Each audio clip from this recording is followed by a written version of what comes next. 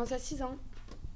À 6 ans, ouais, avec les garçons. Enfin, j'ai commencé à taper la balle avec mon papa et avec ma maman aussi qui tapait la balle un petit peu. Et puis après, avec les garçons, j'ai commencé et depuis, c'est jamais parti, quoi. Je suis partie à Montpellier un an et là, depuis 2009, je suis au TEF et maintenant, on est en D2 là. Ça me prend, en soi, on a 3 entraînements par semaine, mardi, jeudi et vendredi.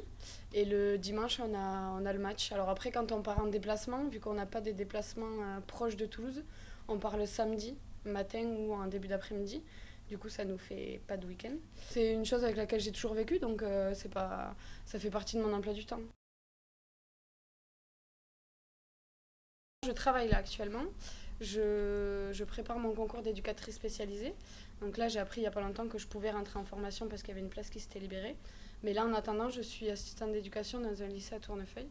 Donc voilà, ça se passe bien, hein. Mais forcément, j'aime sortir, j'aime faire la fête, j'aime voir mes potes, j'aime aussi les autres sports, hein. J'ai beaucoup d'autres copines et d'autres copains qui font d'autres sports et dont j'apprécie regarder, quoi. J'ai pas que le foot dans ma vie, même si ça fait une grande partie de ma vie, mais j'ai pas que ça, quoi. Après, moi, je veux quand même garder ma vie sociale et ma vie professionnelle à côté, c'est sûr. J'espère que ça va se développer encore parce que je pense que ça a du mérite avec le temps que ça nous prend et les sacrifices qu'on peut faire à côté, que ce soit dans la vie professionnelle ou dans la vie familiale ou personnelle, hein. Donc j'en ai un bon regard, mais après j'espère que ça va vraiment se développer, quoi. J'en ai déjà entendu, oui, le foot c'est pas pour les filles, c'est pas. Mais je passe à côté et puis après j'aime bien leur mettre la misère sur le terrain et ça passe, quoi. Que la plupart qu'ils disent, ils connaissent pas en fait le foot. Et ils ont jamais vu de filles jouer, ils sont jamais allés voir un match de D1 ou de D2, ils ont jamais regardé la Coupe du Monde ou des trucs comme ça. Et du coup, ils parlent alors qu'ils savent pas réellement ce que c'est.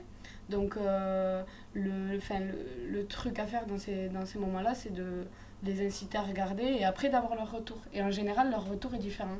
Moi, je connais beaucoup de personnes qui préfèrent maintenant le foot féminin au foot masculin parce que c'est plus agréable à regarder et que c'est différent aussi. Du coup, cette année, on joue à Fenouillet quand on joue à domicile.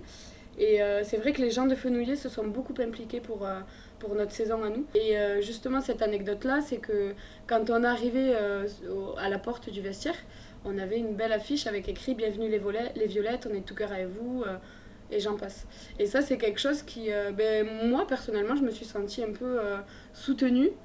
Même si on l'est, hein, en soi on l'est, hein, mais c'est vrai que des gens extérieurs comme ça qui n'ont aucun rapport à la base avec le TEF, ça fait plaisir et ça fait du bien, quoi.